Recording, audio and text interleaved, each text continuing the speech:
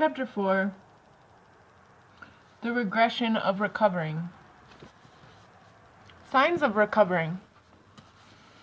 Effective discovery work leads to an ongoing reduction of emotional flashbacks. Over time, with enough practice, you become more proficient in managing trigger states. This in turn results in flashbacks occurring less often, less intensely, and less enduringly. Another key sign of recovery is that your critic begins to shrink and lose its dominance over your psyche.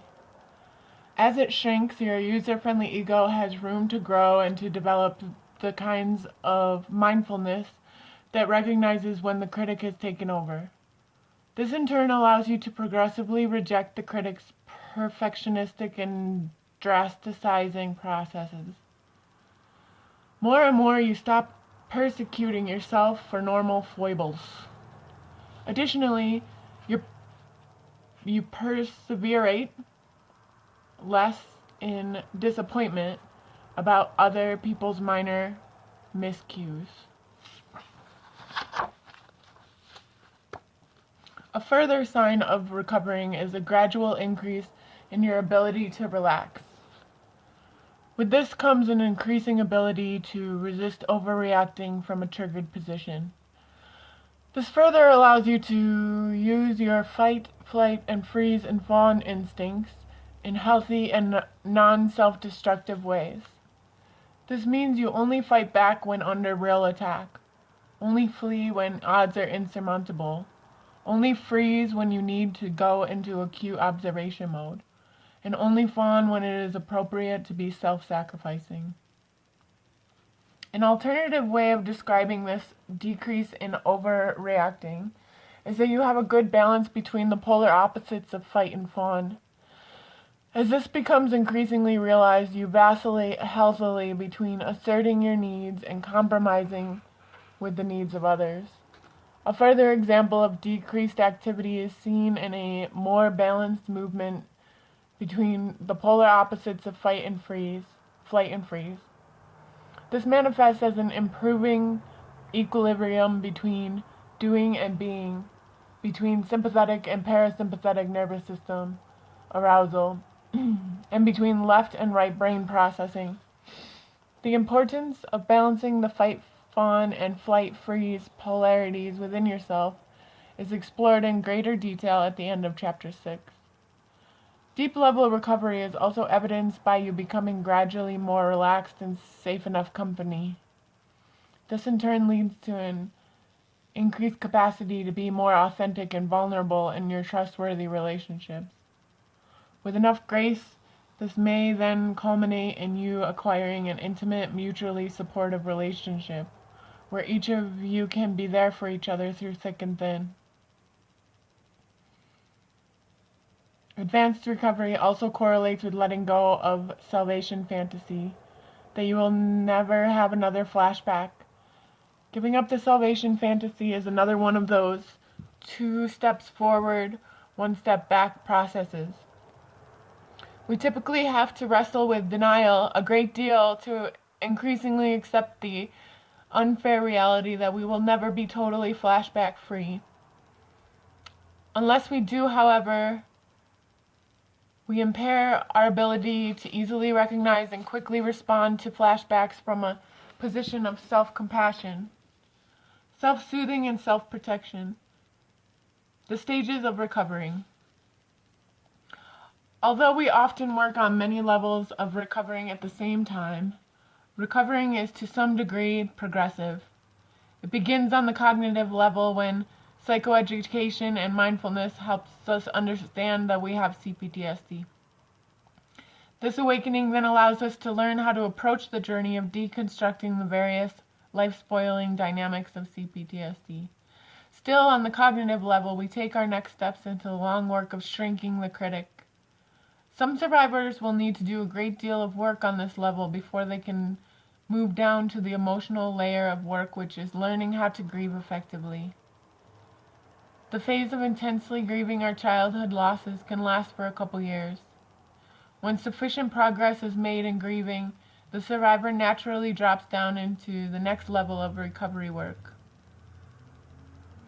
This involves working through fear by grieving our loss of safety in the world.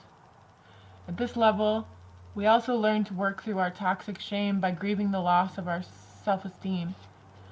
As we become more adept in this type of deep level grieving, we are then ready to address the core issues of our trauma, the abandonment depression itself.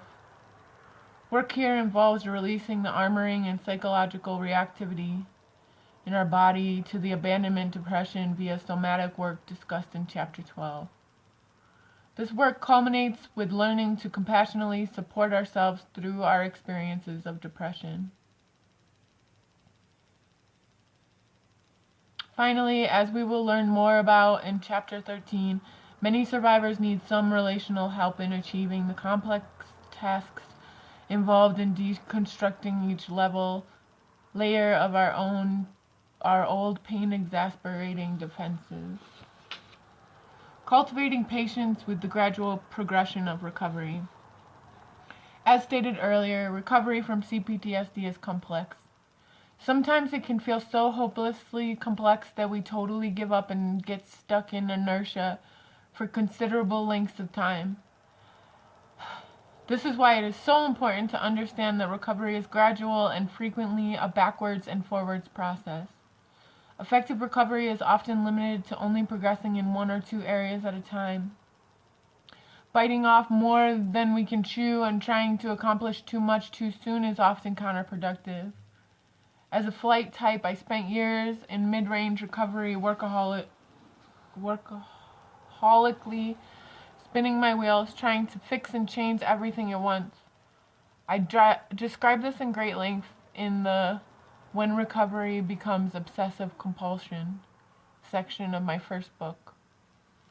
We often need to simplify our self-help efforts in early recovery. Accordingly, I recommend Shrinking the Critic, Chapter 9, your go-to response if you feel unsure how to proceed. Once the critic is reduced enough that you can notice increasing periods of your brain being user-friendly, impulses to help and care for yourself naturally begin to arise. As this happens, it becomes easier to tell whether you are guiding yourself with love or a whip. When you realize it's the whip, please try to disarm your critic and treat yourself with the kindness you would extend to any young child who is struggling and having a hard time. Nowhere is patience with ourselves more important than with the inner critic work. Typically, the inner critic is too omnipresent to confront on every occasion. To do so would often leave no time for anything else. But when we practice critic shrinking in a gradually increasing way over time, we can more consistently disidentify from its negative focus and switch to a more self-supportive perspective. Eventually, a new positive habit of rescuing ourselves from shame and self-hate takes on its own life. I still have my unfair share of flashbacks, but rarely do I ever side with my toxic critic. Any self-help practices that we are trying to make second nature often work in this way. When we practice enough, self-help starts to become a matter of common sense. It reverberates as right action and gradually takes on its own life as we attune to the true nature of our spirit and souls, which are inherently self-supportive. We also aid our recovery greatly by challenging the all or none thinking of the critic whenever it judges us for not being perfect in our efforts. Progress, not perfection, is a powerful mantra for guiding our self-help recovery efforts. Moreover, as recovering progresses, and especially as the critic shrinks, the desire to help yourself, to care for yourself, becomes more spontaneous. This is especially true when we mindfully do things for ourselves in a spirit of loving kindness. As such, we can do it for the child we were, the child who is deprived through no fault of their own. And we do it because we believe every child, without an exception, deserves loving care.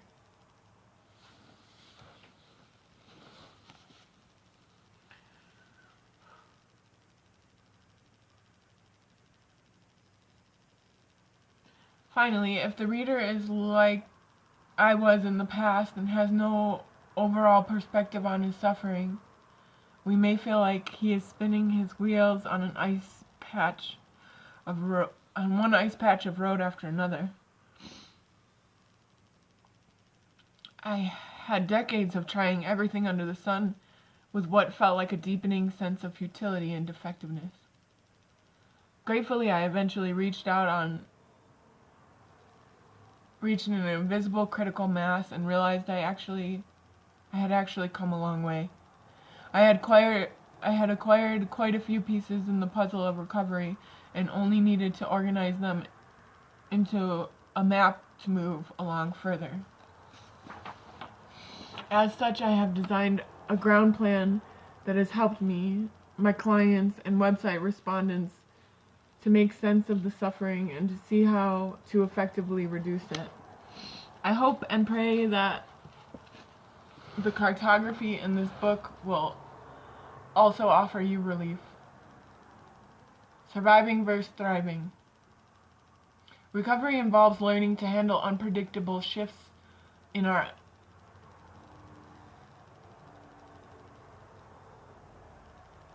inner emotional weather. Perhaps the ultimate dimension of this is what I called the surviving to thriving continuum. Before we enter into recovery, it may feel like life is nothing but a struggle to survive. However, when recovery progresses enough, we begin to have some experiences of feeling like we are thriving. These may start out as feelings of optimism, hopefulness, and certainty that we are indeed recovering.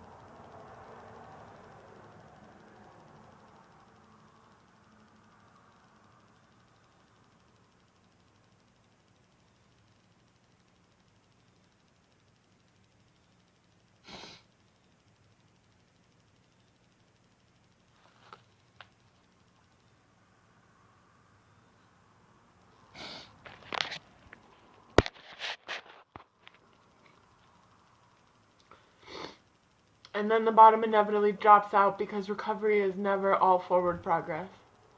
Oh, so unfairly, we are back to feeling that we can barely survive.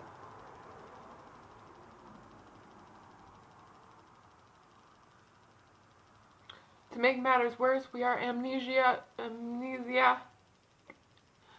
that we even had a respite from surviving. Another flashback has hit and we polarize back into the surviving end of the continuum. We are stuck in the anxious and deadening feeling of the abandonment melange. In survival mode, even the most trivial and normally easy task can feel excruciatingly difficult. As in childhood, all feels just too hard, as if the flashback is especially intense.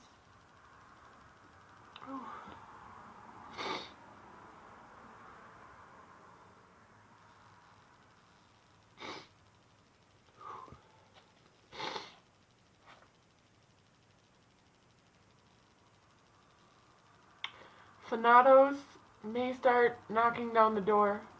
Thanatos is the death urge described by Freud, and in a flashback it corresponds with the suicidal ideation we looked at in Chapter 1. Once again, it is important to repeat that this feeling state is a flashback to the worst times in childhood, when our will to live was so compromised. As mindfulness improves, we can recognize suicidal ideation as an evidence of a flashback and begin to rescue ourselves from the Chapter 8 flashback management steps.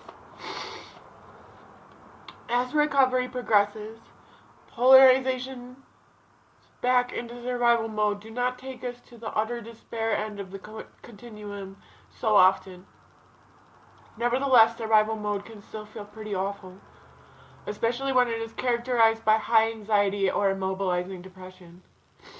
Being in survival is especially difficult during those times when flashback management is less effective, and feelings that life is a struggle can hang on for days and even weeks. This is the territory where flashbacks morph into extended regressions. I don't believe regressions are sometimes a call from our psyche to address important developmental arrests. In this case, it is the need to learn unrelenting self-acceptance during a period of extended difficulty. It is also the need to develop a staunch and unyielding sense of self-protection. This fundamental instinct of fiery willingness to defend ourselves from unfairness needs to strengthen progressively so that we can stand within inner critic attacks. Moreover, we can grow in our ability to survive survival by using the Chapter 13 mindfulness techniques to practice and build enduring self-compassion. Moreover, if we are far enough along in recovery to have a safe ally, we can enlist their support to help us verbally ventilate out our pain at being stuck in survival. Temptations can be great at such times to revert to the less functional ways of self-soothing that we learned when we were younger. Depending on your 4F type, this commonly manifests as increased eating, substance abuse, working, sleeping, and/or sexually acting out. Sometimes we are triggered into self-medicating in this way because we are desperately trying to keep ourselves in the thriving end of the continuum. Desperately clinging to the thriving is a hard impulse to resist, even when we are in reality way past its expiration date.